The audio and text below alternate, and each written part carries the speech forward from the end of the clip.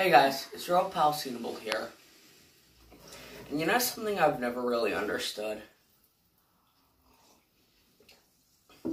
Why has Gerald Ford been forgotten by history? You know, he became president after the first and only president's resignation, the resignation of Richard Nixon. And,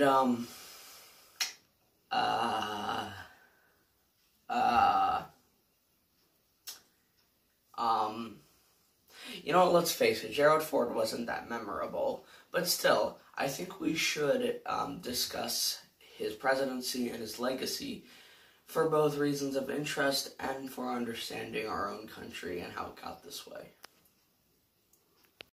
Yeah, of course Gerald Ford has been forgotten. Like, Gerald who?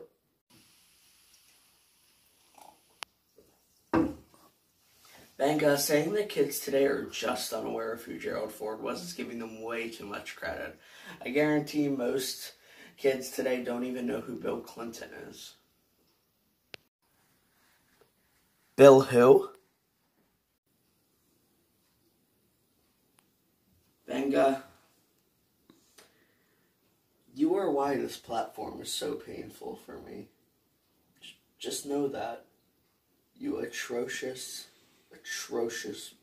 human being. So I guess we'll start off with the good with Gerald Ford. To start off, he fought communism, which was pretty good.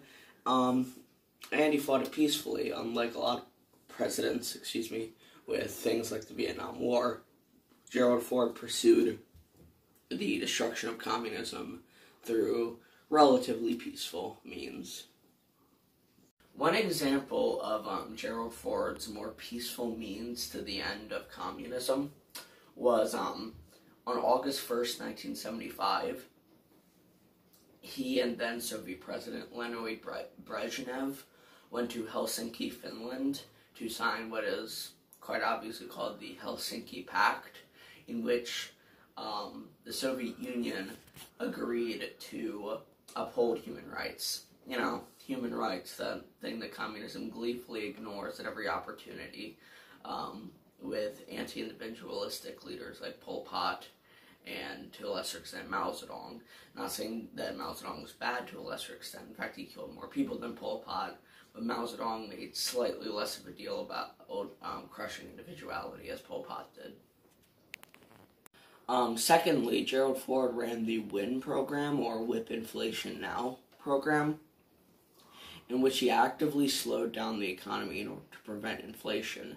And for all you brain-dead idiots out there who have not even heard of economics, inflation is the process of prices going up steadily over time. There, did I add a few brain cells to your brain-dead idiocy? So, obviously, inflation is a bad thing. Not only does it make acquiring both wants and needs a lot harder, it has been known to cause rioting and crime spikes throughout economic history. Next, and this isn't as good as the last two, but Gerald Ford, while he was president, and I presume since then, has been criticized numerous times for doing a poor job at regulating and overseeing the CIA, which I can guarantee has an untold number of consequences just locked away in Langley, Virginia, not to be told to the American people for at least another 20 to 30 years. CIA agent Stan Smith here. You're coming with us, kid. Oh my god. Stan Smith from American Dad? I never thought I'd get to meet you. Wow, this is just amazing. Oh my god, yes, I know, I'm Stan Smith. Wow. I get this every time I go to arrest someone to Guantanamo Bay. It's like, oh my god, it's Stan Smith. I never thought Stan Smith from American Dad would be taking me to one of the most inhumane violations of human rights in American history. Oh my god. Okay, you can shut up, alright? I'm taking you away. No, it's just, I never thought truly never thought that I, of all people, would be arrested by Stan Smith. Like, that, I mean, it's gotta be interesting to be both an actor on American Dad and a CIA agent. Like, think about that. You're playing a CIA agent when you're a CIA agent in real life. It's gotta be interesting, dude. I'm almost glad you're taking me away, because I can ask you a bunch of questions about the CIA, and then sometimes you'll try to kill me for knowing too much. You know, sometimes you'll just gladly answer them because they're trivial questions that don't really change how Americans view the CIA. And it's gonna be crazy, dude. I can't wait for you to arrest me. But you know what, kid? God, you are so annoying. I wouldn't even want to put you with the scum at Guantanamo Bay. You know what? This is nonsense. Bye. You can stay in the free world. My God. Idiots. Lastly, Gerald Ford pardoned every single draft dodger, which I'd say is amazing. Probably one of the greatest things he did as president. Hold up a second. He pardoned them? Oh my God. He pardoned them?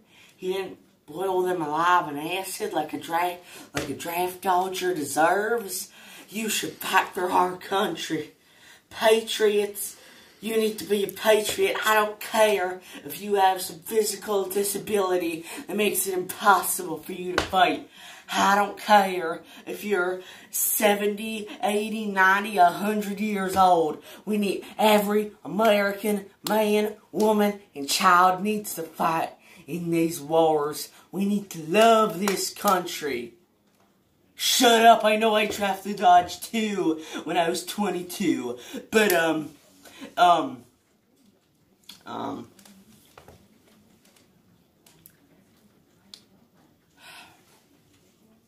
I don't love this country either. Guess I best become one of them commies. So, Gerald Ford may have been forgotten by history, but I'll always remember him. Wow, you know, Dylan, saying something that unbelievably cheesy, that's the death penalty, alright? Fair. Well, guys, have a nice weekend. And as Benga said, I won't upload in the next 2 weeks, or 4 weeks, or 6 weeks, or anything according to my usual schedule, because I'll be on death row. And maybe I'll be executed in a week or two, or maybe I'll be like most death row inmates and spend 20 years riddled with anxiety, as the government spends money to food, clothe, and shelter me in a prison, when they know they're actively gonna kill me in a few years. Bye!